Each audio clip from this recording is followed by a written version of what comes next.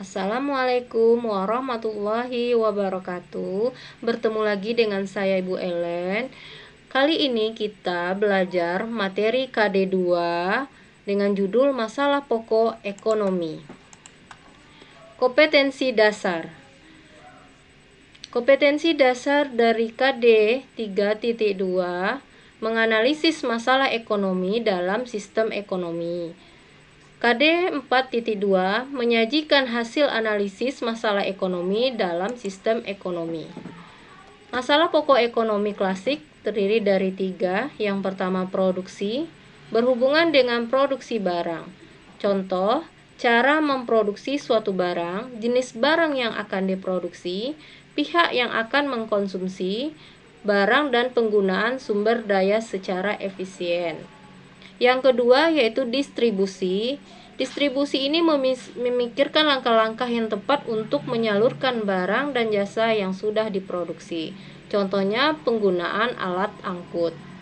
Yang ketiga, konsumsi, berkaitan dengan pertanyaan apakah barang dan jasa yang sudah dihasilkan benar-benar dapat dikonsumsi oleh masyarakat yang membutuhkan. Sedangkan masalah pokok ekonomi terdiri 3 juga. Yang pertama yaitu what. What adalah barang atau jasa apa yang akan diproduksi. Contohnya di sini adalah kue keriting Luna Bakery. Kemudian Ananda bisa lihat gambar yang lain. Yang kedua, how, bagaimana barang atau jasa diproduksi. Ya, bagaimana caranya? Mungkin dengan produksi manual atau produksi pabrik. Kemudian for whom, untuk siapa barang dan jasa diproduksi. Mungkin saja barang yang akan diproduksi digunakan untuk masyarakat segala kalangan. Sistem ekonomi. Pemecahan masalah ekonomi tergantung dari sistem ekonomi. Sistem ekonomi pertama yaitu sistem ekonomi tradisional.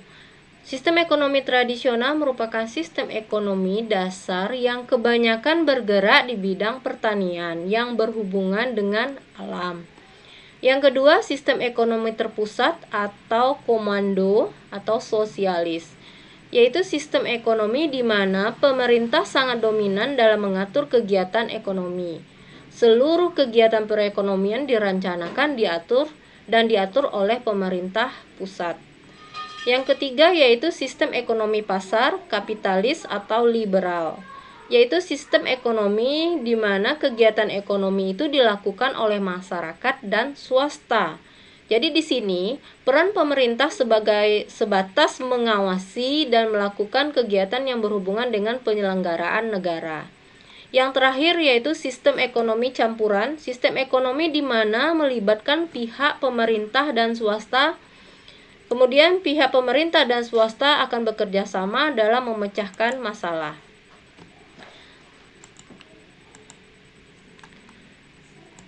Oke, sampai di sini penjelasan. Terima kasih atas perhatiannya. Assalamualaikum warahmatullahi wabarakatuh.